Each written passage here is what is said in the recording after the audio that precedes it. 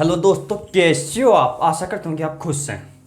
आज हम फिजिक्स में पढ़ने जा रहे थे, जनरल फिजिक्स में, यानी न्यूक्लियर के बारे में। हमने चर्चा न्यूक्लियर की बेसिक जानकारी की थी, आयतन, द्रव्यमान, त्रिज्याओं के बारे में बेसिक जानकारी की बात की थी। उसमें डेंसिटी यानी घनत्व की बात की थी। घनत्व में ये बात की थी उसकी डेंसिटी की द्रव्यमान संख्या पर निर्भर नहीं करती। यहाँ तक हमारी चर्चा हो गई थी। कहाँ तक? यानी डेंसिटी, द्रव्यमान। अब हम इस टॉपिक को आगे बढ़ाएंगे। अगर जो भी स्टूडेंट इस एजुकेशन हमारे चैनल पर मेहनत करने के लिए तैयार है और पढ़ना चाहता है, और जो पहली बार विजिट करा है, उस तो चैनल को सब्सक्राइब कर ले और बेल आइकन को दबा ले, ताकि उसको आने वाले नोटिफिकेशन वीडियो को आसानी से मिल सके। आप सभी स्टूडेंट शेयर करने का हमारे इस एजुकेशन चैनल पर स्वागत है। दोस्तों, बात करेंगे कि 4 दिन की चांदनी और 4 दिन की मेहनत करके क्यों छोड़ देते हो अपनी मेहनत को। 4 दिन की चांदनी और 4 दिन की मेहनत करके क्यों छोड़ देते हो अपनी मेहनत को, क्यों हार जाते हो अपनी मेहनत को। बीज को अंकुरित होने में भी वक्त लगता है। बीज को अंकुरित होने में भी वक्त लगता है। बीज को अंकुरित होने में भी वक्त लगता है। बीज को अंकुरित होने में भी वक्त लगता है। बीज को अंकुरित होने में वक्त लगता है। दोस्तों, तो आपको क्या बीज को अंकुरित होने में भी क्या होता है, उसको छुपना पड़ता है। किसमें? मिट्टी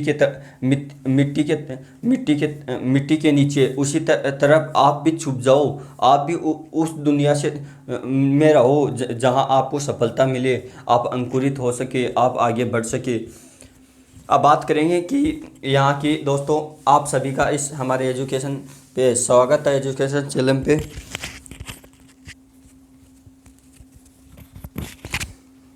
बात किसकी चल रही थी दोस्तों? न्यूक्लियर की। किसकी? न्यूक्लियर की। इस न्यूक्लियर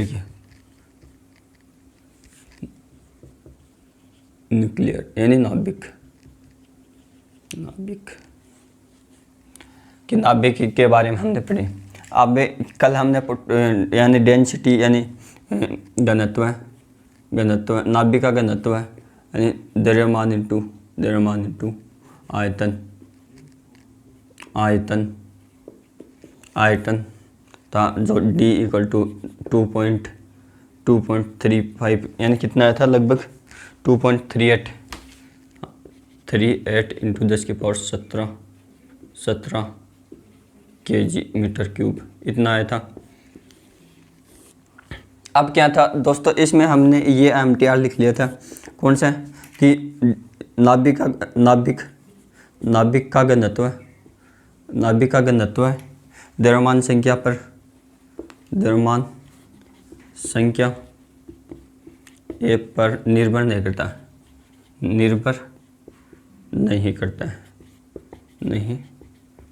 है।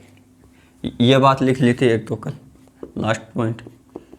और इससे क्या निष्कर्ष निकाला था कि छोटे और बड़े नाभिक का यानी घनत्व क्या है, समान होते हैं। आपको मान लो एग्जाम में डायरेक्ट ये पूछे कि घनत्व का मात्रक कितना होता है, यानी घनत्व का मात्रक। घनत्व क्या होता है? द्रव्यमान बटा आयतन। द्रव्यमान को kg में नापते हैं, इसको मीटर क्यूब में, तो इसका मात्रक ये हो जाएगा। ठीक है दोस्तों, अब बात करेंगे हाइड्रोजन परमाणु की त्रिज्या। हाइड्रोजन नाभिक की त्रिज्या ज्ञात करें।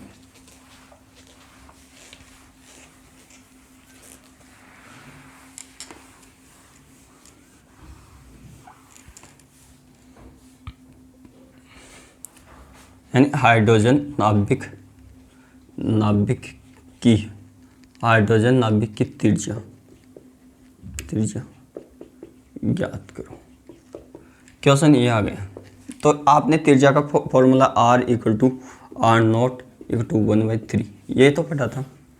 लिखो, A का मान क्या है? हाइड्रोजन के 1, तो R इक्वल टू R0 1 की पावर 1/3 यानी R0 इक्वल टू R0 का मान कितना प्राप्त किया आपने? R0 को कितना? 1.2 इंटू 10⁻17 मीटर ये था। तो यहाँ रखो R equal to 1.2 into 10⁻17 metre, यानी ये हाइड्रोजन परमाणु की क्या आएगी, त्रिज्या आएगी। क्या आएगी, त्रिज्या। अतः हाइड्रोजन परमाणु की त्रिज्या कितनी है, 10⁻17 मीटर कोटि की होती है। अब क्या है दोस्तों, ये सॉरी यहाँ कितना आएगा, ये तो घनत्व है ना कोटि, इसका मान तो -15 है। क्यों, नाभिक की त्रिज्या कितने कोटि की है, 1 फर्मी, इतनी मीटर कोटि की होती है ना नाभिक की त्रिज्या। परमाणु की त्रिज्या 10⁻−10 मीटर कोटि, ये 1 एंगस्ट्रॉम होता है, यह 1 फर्मी होता है, यह भी आपको बताया था। और नैनो 10⁻9 यानी नैनोमीटर का मात्रक होता है। फर्मी ये होएगा। तो ये थी। अब एक और क्वेश्चन करेंगे त्रिज्या से संबंधित।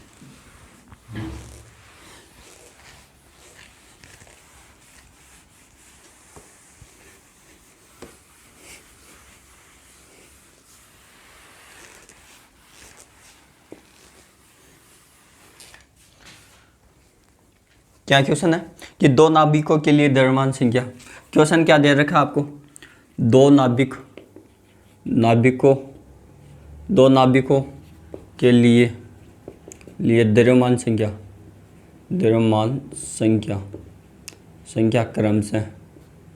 क्रमशः कितनी दे रखी है, 5 तथा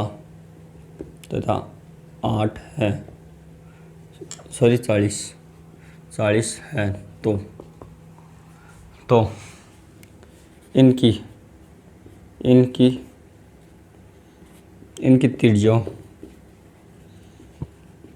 त्रिज्याओं का अनुपात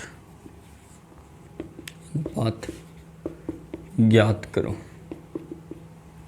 क्वेश्चन क्या है, दो नाभिकों की द्रव्यमान संख्या 5 और 40 है तथा उनकी त्रिज्याओं का अनुपात ज्ञात करना है। तो हमें क्या है, हमें तो इन नाभिकों की त्रिज्याओं के यानी पहले आंसर कैसे करेंगे इसका, ये समझ लो। माना नाभिक ए तथा बी की द्रव्यमान संख्या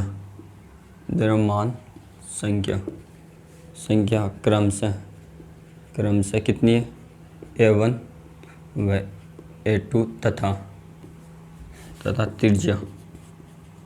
त्रिज्या RA तथा RB हो तो ठीक है। वी नाउ हम जानते हैं, वी नाउन दैट हम जानते हैं कि R इक्वल टू क्या है, R0 इक्वल टू 1/3 ये होता है। तो हमें तो अनुपात चाहिए, करो RA इंटू RB, तो R0 A1 के बाद 1/3, R0 A2 की पावर 1/3, ये इससे कैंसिल हो जाएगा, ये इससे कैंसिल हो जाएगा। अभी इधर कर लो चलिए। अब क्या, RA अपन RB, अब क्या, वो तो कैंसिल हो गया, तो A1 अपन A2 की पावर 1/3 कर सकते हैं। करो A अपन RB, ये कितना, इसका मान क्या है 5, इसका मान 40, इस 1/3, ये काटा पीटी की 1/8 आ गया दोस्तों। RA अपन RB, इसकी पावर क्या है 1/3, इसका मान क्या आ जाएगा 1/3। इसको कैसे सोल्व करोगे, 1/2 की पावर 3/1/3। अब आपको क्या है, हमने यह भी बताया था कि जब कर्णिघात में फिर 1 की पावर n की पावर m हो, तब क्या है 1 की पावर n गुणा m होती है। ठीक है, इसको भी ऐसे हल करो, RA अपन RB करो 1/2 के बाद 3 गुणा 1/3, ये कैंसिल हो जाए, यानी 1/2, यानी RA अपन RB, यानी इनकी त्रिज्याओं का अनुपात क्या होगा, RA अपन RB यानी 1/2। आंसर क्या है, ये आ गया। अब एग्ज़ाम में ऐसे नहीं करना, ये तो क्या मेथड है इसका, आप एग्ज़ाम में कैसे करोगे, डायरेक्ट करना। कंपटीशन है, ऐसे करना डायरेक्ट।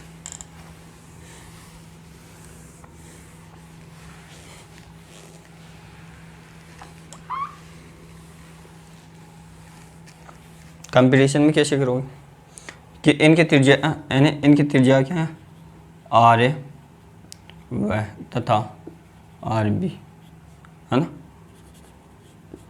इनकी त्रिज्या है ना। तो R a upon R b वो R0 से R0 यानी A1 इंटू A2 की पावर 1/3 कर दिया। यह फॉर्मूला ध्यान रखना MTR लगा के, TR।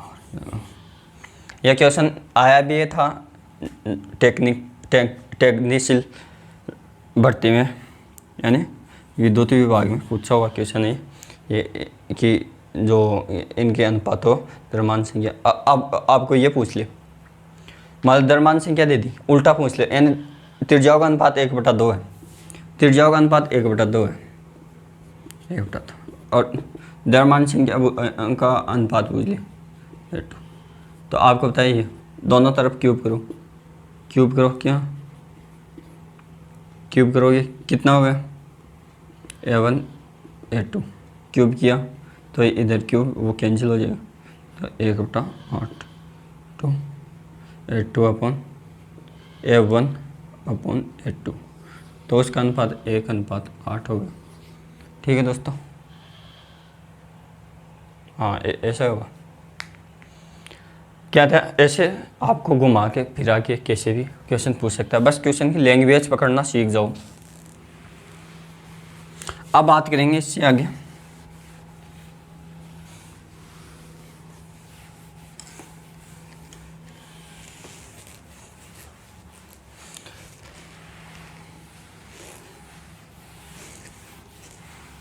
न्यूट्रॉन की, किसकी, न्यूट्रॉन की। नाभिक किससे मिलके बनता है, नाभिक। आपको कल बताया था कि जोड़ी किसको बोलते हैं, न्यूट्रॉन, यानी प्रोटॉन प्लस न्यूट्रॉन, ये क्या है, न्यूक्लियन, इनके संयुक्त, इसे क्या कहते हैं, नाभिक बोलते हैं, नाभिक की त्रिज्या कितनी कोटि है, 10⁻15 मीटर कोटि, यानी 1 फर्मी की। ऐसे लिख लिया करो। घनत्व क्या है, d density 10⁻17 kg metre cube कोटि का होता है। और क्या बताया, यानी नाभिक की खोज की अल्फा कण प्रक्रिया, रदरफोर्ड ने की। ऐसे रिवीजन किया करो पीछे का। और नाभिक यानी स्वर्ण पन्नी की, और इसकी खोज होगी। नाभिक का आकार यानी परमाणु का आकार नाभिक के आकार से कितना हुआ, 10⁵ गुना अधिक होता है।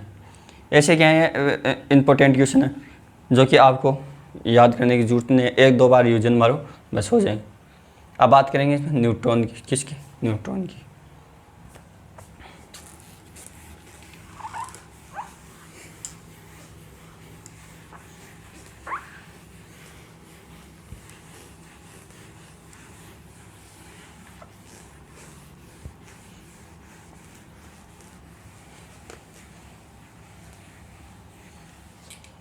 किसी की बात करेंगे, न्यूट्रॉन की। न्यूट्रॉन, अब समझना न्यूट्रॉन के बारे में। आपको पता है न्यूट्रॉन में कोई आवेश नहीं होता दोस्तों। अगर घर में कोई काम नहीं करे ना, उसे चिड़पिड़ा कहते हैं। क्या कहते हैं, चिड़पिड़ा। नारा आलसी है, चिड़पिड़ा है ना। तो आलसी है, चिड़पिड़ा, यानी इसकी खोज किसने कर दी, ऐसे लिखना है कि बस ऐसे लिखोगे आप, नोट्स बनाओगे। न्यूट्रॉन की खोज की जेम्स चैडविक ने, ऐसे नहीं, बस न्यूट्रॉन लिखा, खोज लिखी, इसके बाद जेम्स चैडविक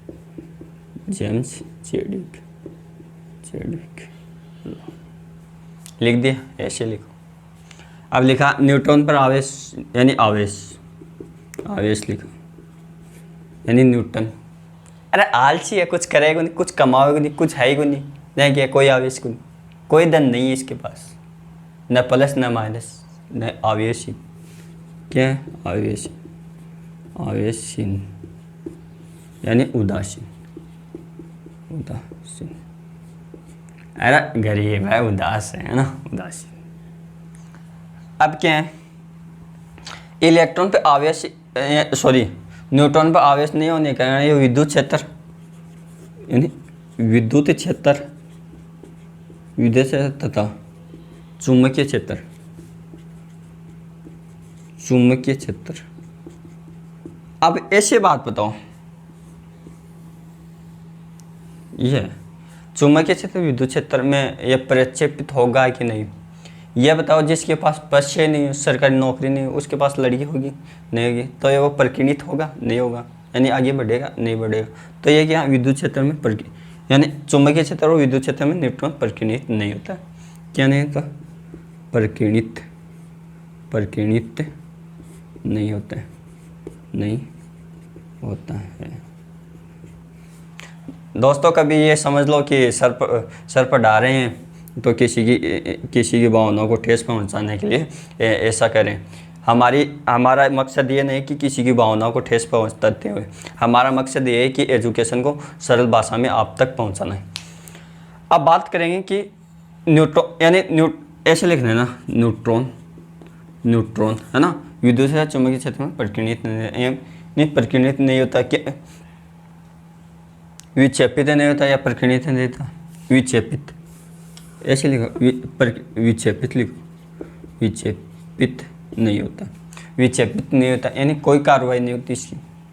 अब मान लो इसका, मान लो गैसों का आयनीकरण पढ़े, यानी गैसों का आयनीकरण पढ़े, यानी कि इस यानी ये जो न्यूट्रॉन आवेश रहित होने के कारण गैसों का आयनीकरण संभव है कि नहीं, इसे क्या, ये आवेश रहित है, यानी आवेश रहित बोल दे, आवेशहीन बोल दे, आवेश रहित, रहित है, आवेश रहित है। तो आवेश रहित है तो क्या हो गया, इसका क्या, गैसों का आयनीकरण, आयनीकरण करण असंभव है, संभव नहीं है, ऐसे लिख लो चाहिए, संभव नहीं है, यानी इससे क्या है, गैसों का आयनीकरण संभव नहीं। एक पॉइंट ये बन गया, दूसरा ये बन गया, तीसरा ये बन गया दोस्तों, ये चौथा पॉइंट बन गया कि इसमें क्या कोई आवेश नहीं, तो ये न तो विद्युत क्षेत्र या चुंबकीय क्षेत्र, आवेश रहित गैसों का आयनीकरण संभव नहीं है। किसका काम, गैस उड़ाने का आयनीकरण, या आयनीकरण लिखो, आयनीकरण संभव नहीं है। अब बात करेंगे आयनीकरण संभव नहीं है, यानी इसकी आयनीकरण तो संभव नहीं है, लेकिन इसकी क्या है, विभेदन क्षमता सबसे ज़्यादा दे, न्यूट्रॉन की विभेदन क्षमता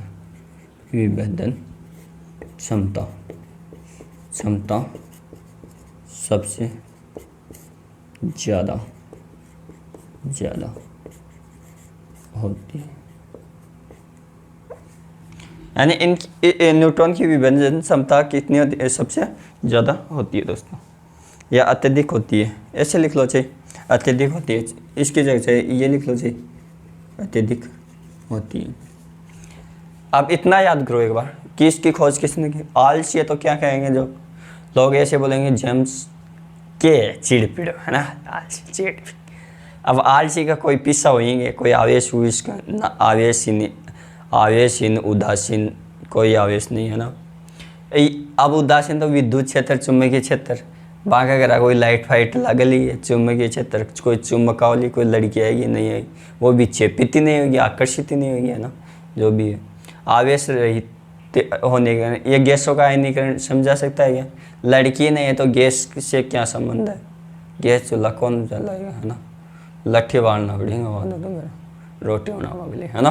तो गैसों का आयनीकरण संभव ही नहीं है कि गैस क्या बनाना है, कोई आवेश ही नहीं है। तो न्यूट्रॉन की विभेदन क्षमता, यानी इसकी विभेदन क्षमता सबसे ज़्यादा होती है, हाँ गप्पा दो वाले हो, बस वह सबसे ज़्यादा देती। अब बात करेंगे, यानी इतना आपको याद हो गया दोस्तों, न्यूट्रॉन का द्रव्यमान कितना होता है, ये देख लो, इसका द्रव्यमान कितना, 1.67 × 10⁻27 kg, ये क्या है इसका द्रव्यमान, क्यों द्रव्यमान, यानी न्यूट्रॉन का द्रव्यमान क्या था 1.6 × 10⁻7 kg इतना होता है द्रव्यमान। अब क्या है दोस्तों इसका क्या कोणीय चक्रण, यानी न्यूट्रॉन का चक्रण कितना होता है, हाफ होता है, हाफ 1/2 होता है। क्या होता है इसका चक्रण 1/2 होता है, जिसे कोणीय चक्रण कितना निकालेंगे हम, कोणीय चक्रण कितना निकालेंगे दोस्तों, यानी अब कोणीय चक्रण आप रटना नहीं,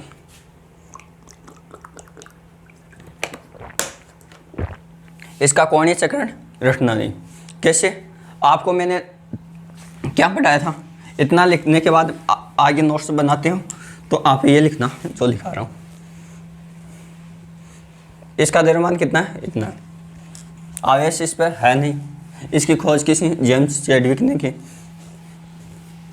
इसकी विभेदन क्षमता अत्यधिक, गैसों का आयनीकरण क्या है, गैसों का आयनीकरण संभव, गैसों का आयनीकरण संभव नहीं है क्योंकि इस पे कोई आवेश नहीं है, इसलिए इसकी विभेदन क्षमता अत्यधिक, गप्पा देने में अत्यधिक। न्यूट्रॉन का चक्रण, यानी न्यूट्रॉन का चक्रण संख्या, इसलिए चक्रण संख्या 1/2 होती है। इसकी चक्रण संख्या कितनी होती है, 1/2। इसका चक्रण कोणीय संवेग, अब चक्रण कोणीय संवेग क्या होता है, इसका चक्रण कोणीय संवेग।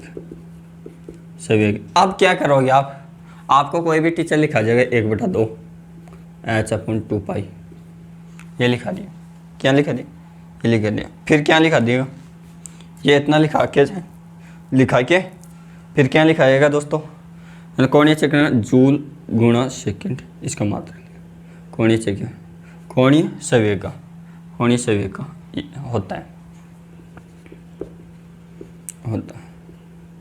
अब ये बात रटोगे आप, ये रटोगे कैसे, कोई स्टूडेंट नया है, मान लो ये नाभिक वाला पढ़ रहा है, उसने हमारे चैनल पे जो नए विजिट करा तो वो ये तो इसके याद कर लिया, मान लो इसका चक्रण आधा होता है ना, आधा अधूरा का हमें पूरा हो जाता है ना, एक हो जाता है ना, कि शादी को नहीं, जहाँ गैसों का आयनीकरण संभव नहीं है, चुंबकीय क्षेत्र और विद्युत क्षेत्र में विक्षेपित होता ही नहीं है, इसकी विभेदन क्षमता सबसे ज़्यादा है ना, सबसे ज़्यादा चर्चा में रहता है भाई फलाना की सगाई को नहीं, इस हिसाब से इसकी विभेदन क्षमता समझ आता है। इसकी खोज जेम्स चैडविक ने की। इसका द्रव्यमान 1.67 × 10⁻27 kg होता है ना। इसका कोणीय चक्रण क्या था, अब कोणीय संवेग का मात्रा जूल प्रति सेकंड होता है ना, कोणीय चक्र। अब क्या ये कहाँ से लिया गया कि इलेक्ट्रॉन उन्हीं कक्षाओं में वर्ताकार चक्कर लगाता है जिनका कोणीय संवेग क्या होता है h/2π का पूर्ण गुणज, ये n का मान दे दिया आपको, n का मान है। अब इसमें क्या है, न्यूटन का चुंबकीय आघूर्ण प्रोटॉन के चुंबकीय आघूर्ण के बराबर होता है किंतु ऋणात्मक होता है, तथा इसका मान क्या होता है, यानी चुंबकीय आघूर्ण यानी न्यूट्रॉन का चुंबकीय आघूर्ण प्रोटॉन के चुंबकीय आघूर्ण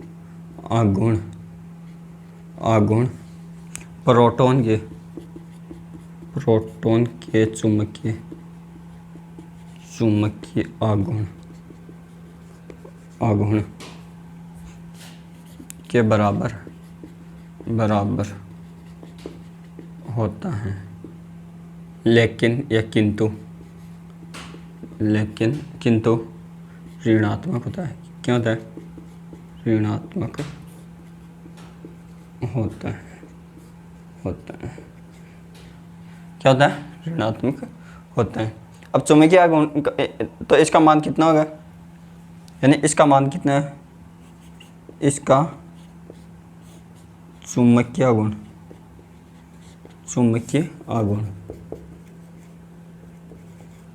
कितना होगा, 9.9 567 इंटू 10 की पावर माइनस 27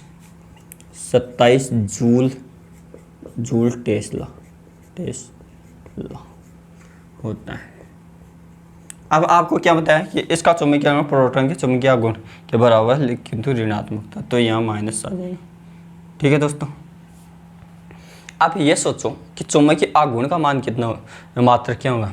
ऐसे याद रखना, चुंबकीय आघूर्ण का मात्रक, चुंबकीय आघूर्ण मात्रक क्या लगेगा, जूल टेस्ला। तो आपको अधिकतर बार ये भी पूछता है कि चुंबकीय आघूर्ण का मात्रक क्या होता है। चुंबकीय आघूर्ण का मात्रक क्या होता है, टेस्ला अपन जूल होता है। ठीक है दोस्तों, यहाँ तक समझ में आ रहा है। अब क्या है, इसका क्या है, यानी न्यूट्रॉन की माध्य आयु क्या है, 1000 सेकंड या 17 मिनट तथा अर्ध आयु काल 12 मिनट होती है।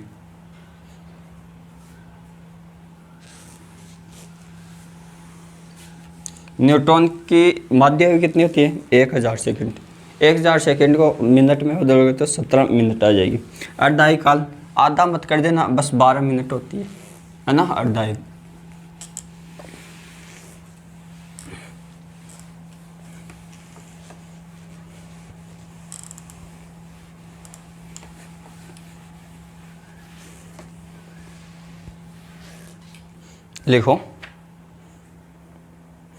लिखो न्यूट्रॉन की माध्य आयु 1000 सेकंड या 17 मिनट तथा अर्ध आयु, यानी न्यूट्रॉन की, ऐसे लिखो, न्यूट्रॉन की माध्य आयु 1000 सेकंड या 17 मिनट होती है तथा अर्ध आयु काल कितना था दोस्तों, 12 मिनट होता है। ये आपको कंपटीशन एग्जाम में कि न्यूट्रॉन का माध्य आयु काल कितना 17 मिनट होता है, यह भी पूछा हुआ क्वेश्चन है। यानी इसका अर्ध आयु काल कितना होता है, 12 मिनट होता है। या आपको सेकंडों में लेता है, 1000 सेकंड होता है। अब क्या है, न्यूट्रॉन नाभिक के बाहर मुक्त अवस्था में क्या है, स्थायी नहीं होता है, तो जिसके कारण ये स्थायित्व प्राप्त करने के लिए क्या करता है, एक इलेक्ट्रॉन तथा एक एंटी न्यूट्रॉन को उत्सर्जित कर प्रोटॉन में बदल जाता है। क्या करता है, मान लो ये न्यूट्रॉन है, न्यूट्रॉन एक तो प्रोटॉन बना लिया प्लस, ठीक है, फिर एक क्या एंटी न्यूट्रॉन प्लस एक क्या बना लिया, एक इलेक्ट्रॉन त्याग दिया, एक एंटी न्यूट्रॉन त्याग दिया। ये था प्रोटॉन, इसको ऐसे भी लिख सकते हैं प्रोटॉन, ठीक है। यह है इलेक्ट्रॉन, यह है anti neutron, anti neutron anti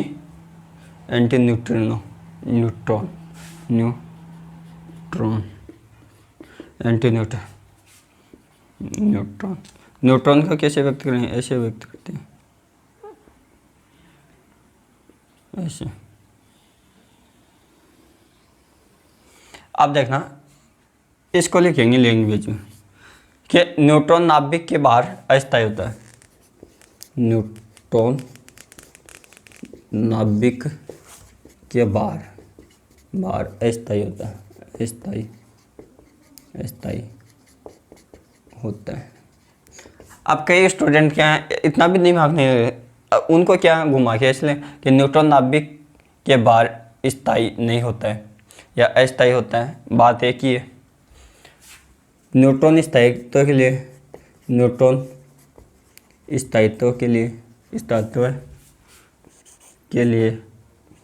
एक प्रोटॉन तथा एक इलेक्ट्रॉन तथा एक एंटी न्यूट्रॉन का उत्सर्जन करता है।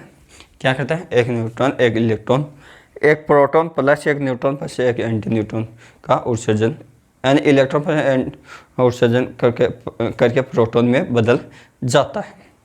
अब क्या न्यूट्रॉन का उपयोग, ये तो क्या न्यूट्रॉन की बेसिक बात होगी, जो कि न्यूट्रॉन से जितने भी क्वेश्चन आएंगे फिजिकल केमिस्ट्री एटम्स के बारे में, जो न्यूक्लियर यहाँ से बाहर नहीं आएंगे।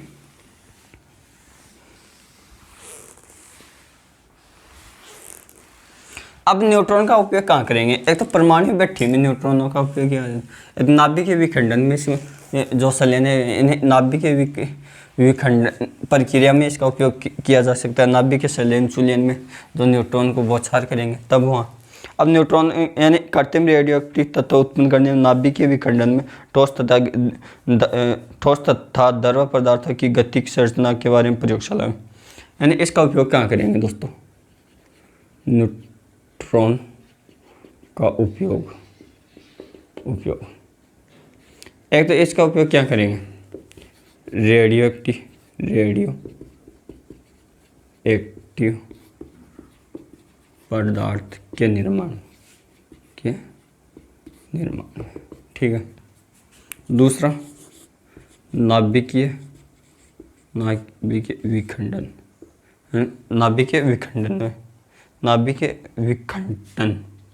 विखंडन में। तीसरा कहाँ उपयोग कर सकते हैं इसका, ठोस तथा द्रव, ठोस यानी सॉलिड एंड लिक्विड यानी द्रव, यानी सॉलिड तथा द्रव के द्रव पदार्थ की गतिक किसकी गतिक अवस्था के अध्ययन में इसका उपयोग करेंगे दोस्तों। अब क्या चौथा उपयोग, इसको प्रयोगशाला में काम लेते हैं, इसका क्या है, प्रयोगशाला में उपयोग में लेंगे। यह उपयोग सबसे ज़्यादा पूछता है कि रेडियोएक्टिव पदार्थ में न्यूट्रॉन का एक ये दो सबसे ज़्यादा, इन ठोस पदार्थ तथा द्रव पदार्थ की गतिक संरचना के अध्ययन की अवस्था के बारे में किसका उपयोग किया जाता है, न्यूट्रॉन का उपयोग। ये आपको पूछा जाता है न्यूट्रॉन का। अब न्यूट्रॉन में क्या, अब न्यूट्रॉन तो पढ़ लिया, अब न्यूट्रॉन से संबंधित आगे बढ़ाएंगे टॉपिक को, यानी नाभिक हेडिंग क्या है, हेडिंग है दोस्तों कि नाभिक का वर्गीकरण, नाभिकों का वर्गीकरण कि नाभिक कितने प्रकार के होते हैं। आपने पढ़ा ना, सम इलेक्ट्रॉन, सम प्रोटॉन, सम न्यूट्रॉन, उसकी थोड़ी सी चर्चा करें, फिर अगले जैसे जैसे आगे बढ़ेंगे वैसे वैसे नाभिकों का वर्गीकरण,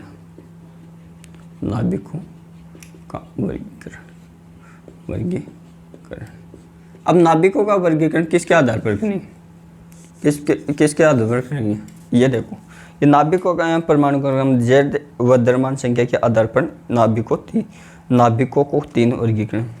एक तो परमाणु क्रमांक, अब देखो कल हमने बताया था, ये क्या Z, ये क्या परमाणु क्रमांक या द्रव्यमान संख्या, इन्हीं के आधार पर द्रव्यमान संख्या के आधार पर इसका ये, यानी एक तो ये एक ये इन दोनों के आधार पर क्या है, इसका वर्गीकरण किया, किसका, परमाणु क्रमांक Z तथा द्रव्यमान संख्या, यानी द्रव्यमान संख्या दोस्तों, द्रव्यमान संख्या A के आधार पर नाभिक को तीन भागों में, सम इलेक्ट्रॉन, सम प्रोटॉन, सम न्यूट्रॉन, जिनमें न्यूट्रॉन की संख्या समान हो वो सम न्यूट्रॉनिक, जिनमें प्रोटॉन की संख्या समान हो सम प्रोटॉनिक और सम इलेक्ट्रॉनिक, है ना, ऐसे। यानी क्या, परमाणु क्रमांक Z तथा द्रव्यमान संख्या के आधार पर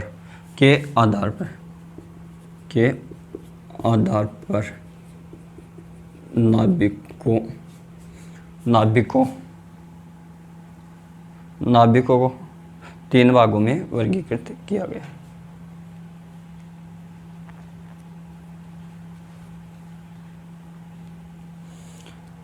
यानी के आधार पर तीन भागों में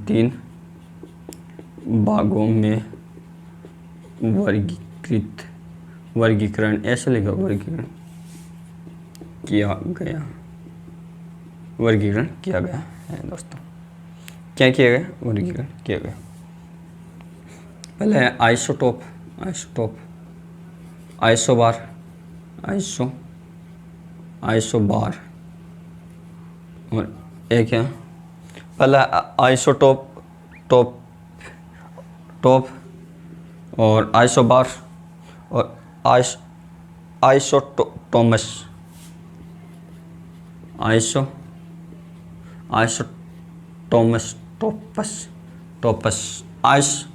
आइसोटोप के टोमस समप्रोटोनिक।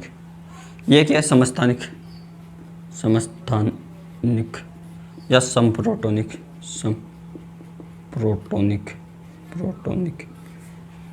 अब क्या? आइसोबार इन संभारिक, इसके यहाँ न्यूटोनिक।